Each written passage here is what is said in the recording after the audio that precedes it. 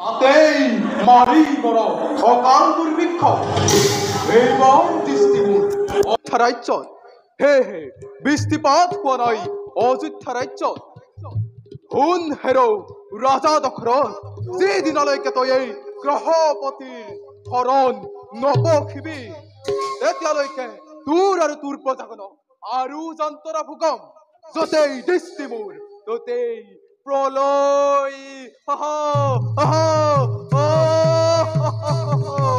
দেৱতা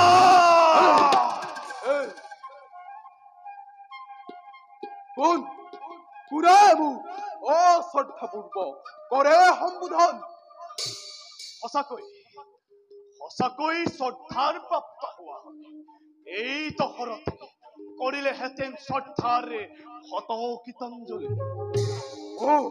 ৰাজা দশৰথ কোৱাচোন বাৰু কিবা হেতু প্ৰৱেশ কৰিলা অনিৰ পাখে আত্ম পৰিচয় দিবলৈ অজৰ পুত্ৰ আকৌ কিহৰ আত্মপৰিচয় অন্যায়ৰ বিৰুদ্ধে ৰজাৰ মংগলৰ বিৰুদ্ধে এই দশৰথে কিমান ভয়ংকৰ মূৰ্তি ধাৰণ কৰিব পাৰে তাৰে প্ৰমাণ দিবলৈ তুমি মোক ভেটি প্ৰদৰ্শন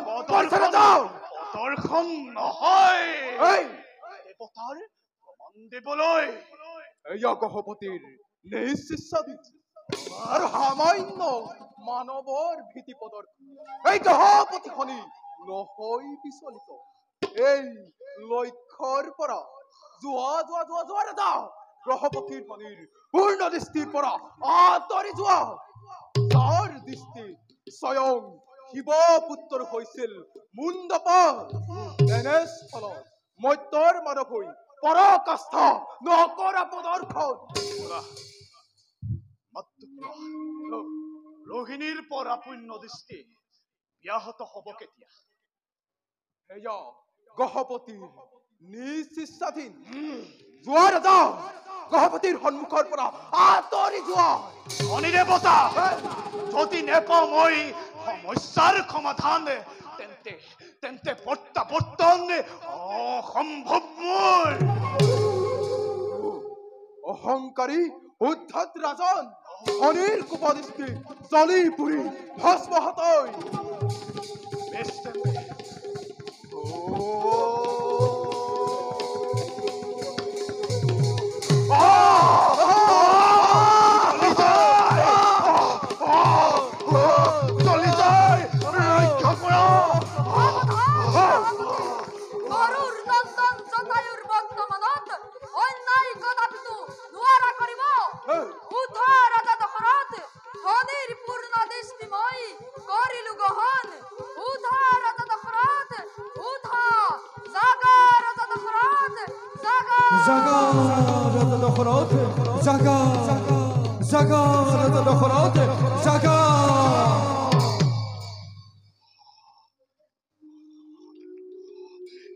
এইবাৰ তই এই দশৰথৰ পৰা নাপাবি নিস্তাৰ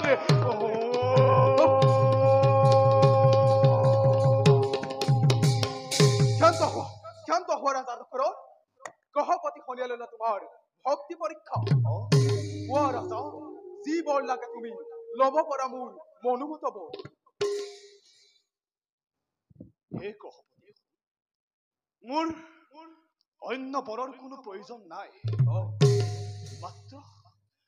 মাত্ৰ ৰোহিণীৰ পৰা পূৰ্ণ দৃষ্টি ব্যাহত কৰা হে হ'ব ৰাজন এই মুহূৰ্ততে মই ৰোহিণীৰ পৰা পূৰ্ণ দৃষ্টি ব্যাহত কৰো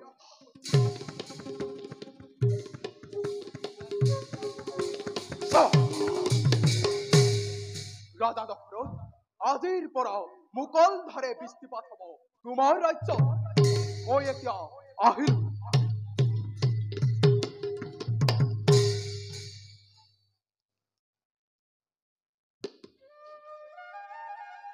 হে দেৱ পক্ষী ৰূপে দান কৰতাম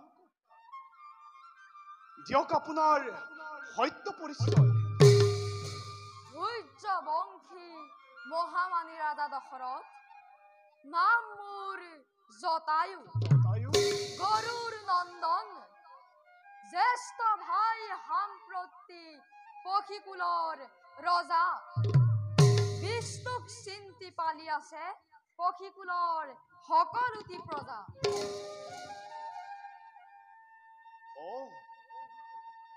আপুনি তেন্তে বিনতাৰ নাতি জটায়ু।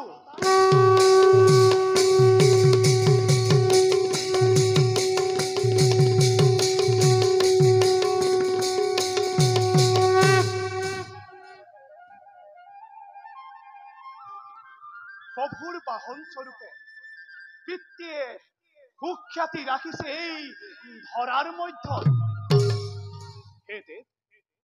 আজি হন্তে বন্ধুৰ দোলেৰে বান্ধ খাওঁ চিৰদিনলৈ। অতিশয় আনন্দৰ কথা, আহা আমি দুয়ো কৰো আলিংগন।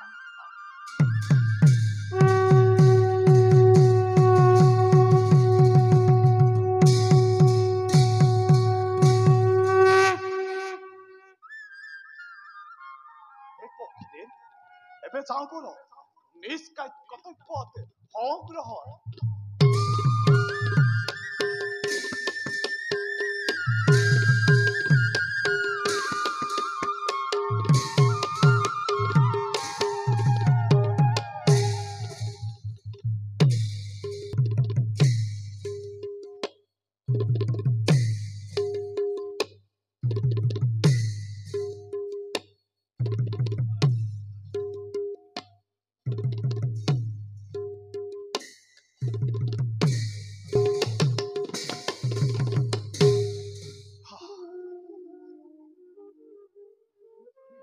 মন্ত্ৰীবৰ অৱশেষত বৃষ্টিপাত হল অযোধ্যাৰ দক্ষিণ প্ৰান্ত। হয় মহাৰাজ।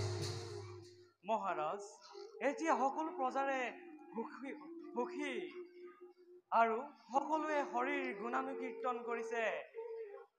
মহাৰাজ, এতিয়া বলক ৰাজ কাৰেঙত উভতি যাওঁ। মন্ত্ৰীবৰ এইবোৰ কথাকে ভাবি ভাবি মই যে কিমান নিদ্ৰাবিহীন ৰজনী কৰিছিলো যাপন। আপোনাক মই কেনেকৈ বুজাম মন্ত্ৰীবৰ, আপোনাক মই কেনেকৈ বুজাম। বাৰু সেইবোৰ কথা বাদ দিয়ক। নিঘোৰা কৰিব মোৰ হৈছে হেঁপাহ, গতিকে মোৰ অবৰ্তমানত এই সমগ্ৰ প্ৰজাৰ দায়িত্ব আপোনাৰ হাতত কৰিছো অৰ্পণ।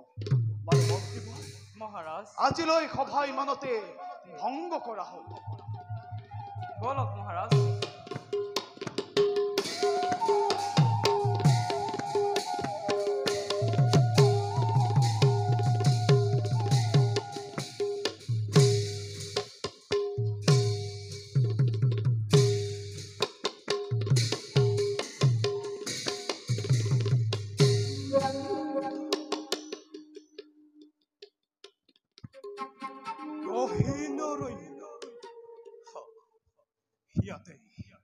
ইয়াতেই মই হৰসাধনাতে সংবৰ্তি, তাৰ আগতে সুৰক্ষিত কৰো স্থানে মায়া বিদ্যা বলে।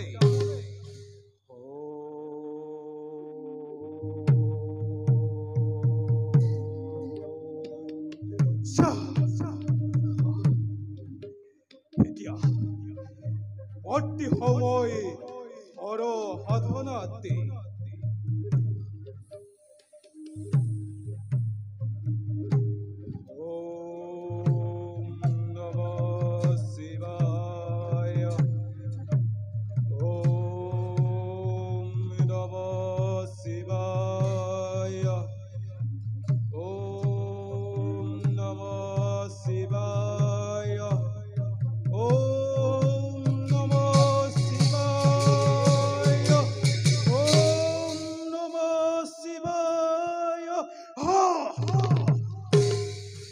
এতিয়াও মহাদেৱ অচলতলে। এইবাৰে একপদে মই কৰো তপস্যা। ওম নমঃ ওম মহাদেবায় নমঃ ওম মহাদেবায়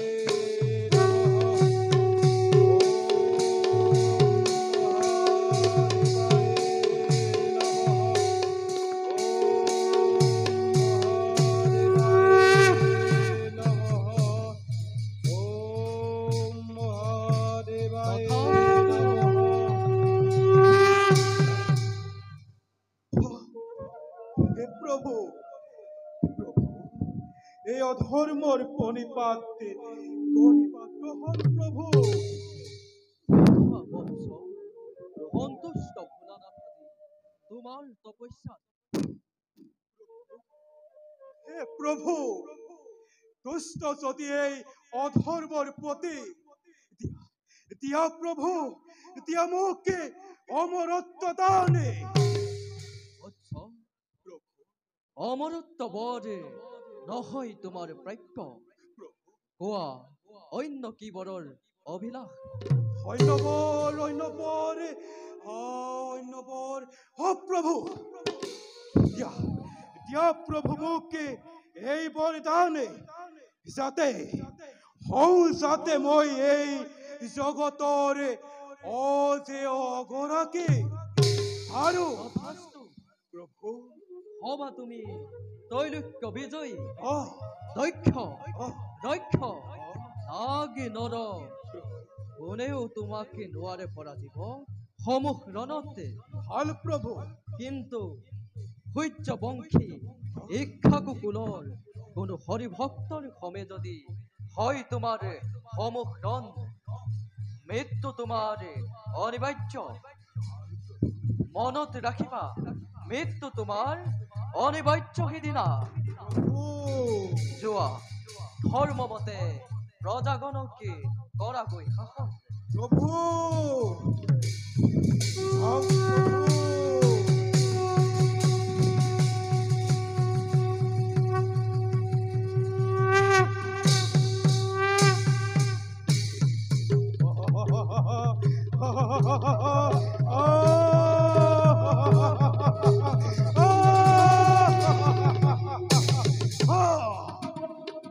মহাদেবে প্রদান দিলে মুখে মনুমত পর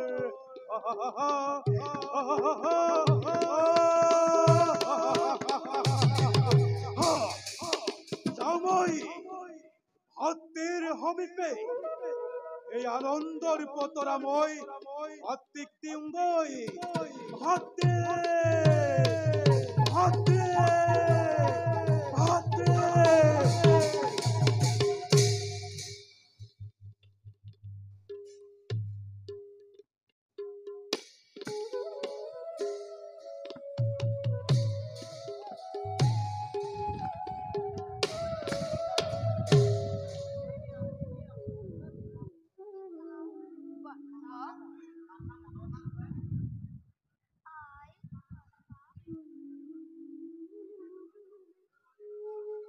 বাছা সিন্ধু পিতা এই অন্ধ পিতা মাতাৰ বাবে তই আৰু কিমান কষ্ট কৰিবি অ বাছা হে প্ৰভু আমাৰ এই যন্ত্ৰণাৰ অৱসান কেতিয়া হ'ব পিতা আৰু আই তোমালোকে দুখ নকৰিবা বিধাতাই বিধিলিপি লিখিলে ইয়াকে তাকেই আজি বিধাতাৰ দান বুলি গ্ৰহণ কৰা বিনা প্ৰতিবাদ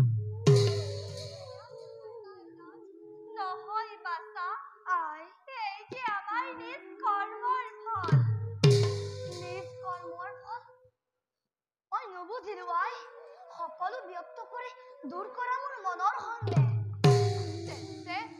তেন্তে শুন বাছা পিতা এয়া বহুদিনৰ আগৰ কথা তই তেতিয়া স্থিত হৈছিলি মোৰ গৰ্ভত মহামণি টিকেতা আহিছিল আমাৰ আশ্ৰমে তোৰ পিতৃ আৰু মই তেওঁৰ মহিমা কথা জানিছিলো। সেয়েহে গৈছিলো তেওঁৰ চৰণে সেৱাৰ উদ্দেশ্যে। কিন্তু দেখি তেওঁ কুচিত পদযুগলে। কিনাতে আমি দুয়ো মুদিছিলো চক্ষু। পিতা টিকালজ্ঞ মহামুনিয়ে আমাকে আশীৰ্বাদ কৰিলে প্ৰস্থানে। তেওঁৰ প্ৰস্থানৰ লগে লগে আমাৰ চক্ষুও কৰিলে প্ৰস্থানে। অনন্ত অন্ধকাৰে হ'ল জীৱনৰে সৰ্বস্ব। পিতা বাছা, আৰু আই স্মৰণ কৰাই সেই অতীতৰ কৰুণ কাহিনী। নজনাবা আৰু শোকৰ অগ্নি। নিজ কৰ্ম দুখে যদিও বা অন্ধত্ব কৰিলা গ্ৰহণ, তথাপিতো সেই ঘটনাই অতৰালে দুয়োৰে মনৰ অন্ধত্ব। পিছে পিতা বাছা, আৰু আই লাহে লাহে বেলিটিয়ে অস্তাচললৈ পৰিছে গমন। নাই আজি কুটিৰত এটুপিও জল। গতিকে সোনকালে যাওঁ মই সৰজুতিৰে কলচী ভৰাই আনোগৈ এটুপি নিৰ্মল জল। যোৱা দুয়ো কুটিৰত কৰাগৈ বিশ্ৰাম। যা বাছা, আই কিন্তু সোনকালে আহিবি উলটি। দৰ্শন কৰি সৰজুৰ অনিত্য সুন্দৰ ৰূপ বিলম্ব নকৰিবি। তোৰ বিনে আমি জীৱন্তেই মৃত বাছা। চিন্তা নকৰিবা পিতা। সোনকালে উলটি আহিম মই আহিলো পিতা, মই আহিলো আই।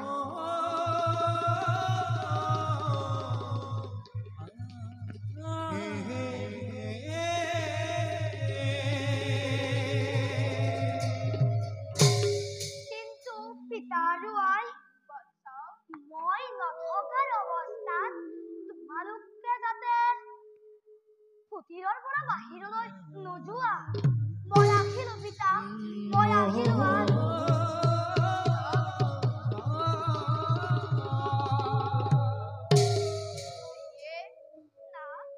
মন কৰিলানে তুমি? আমাৰ বাছা দিনে দিনে কিমান ডাঙৰ হৈ আহিলে। কেতিয়াবা শুনি তাৰ মুখতে জ্ঞানগৰ্ভ কথা মই যে বিস্মিত হৈ যাওঁ। আৰু তেতিয়া কেনে লাগা জানা?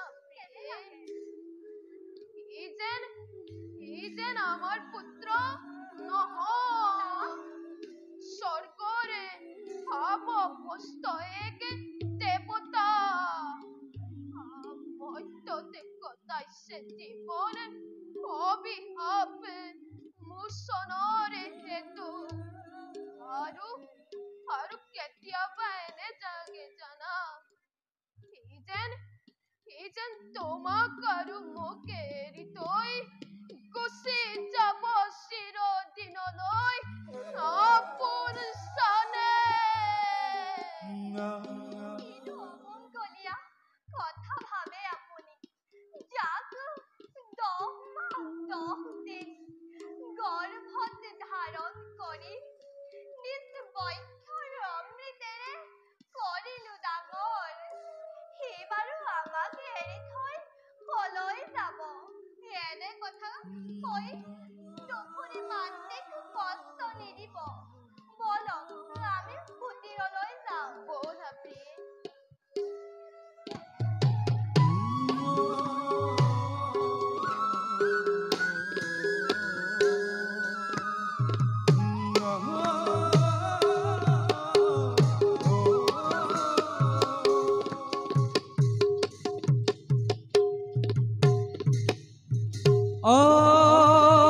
হৰি অ ৰাম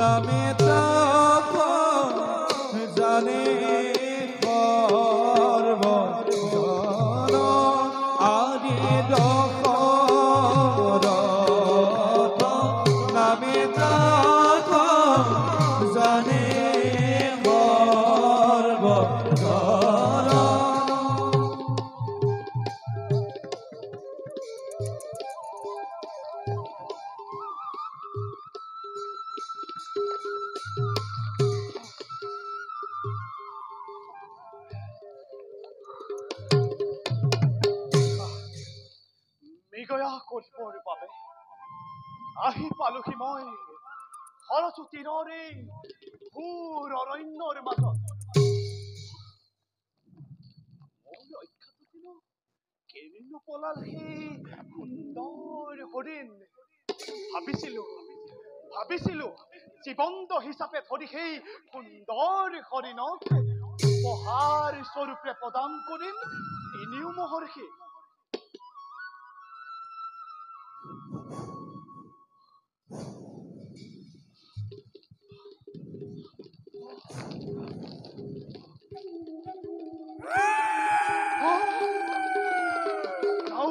কিছু দূৰ আগবাঢ়ি যাওঁ। শুনিছো কিবা ৰিণি কুলকুলৰ শব্দ। যাওঁ কিছু দূৰ আগবাঢ়ি যাওঁ।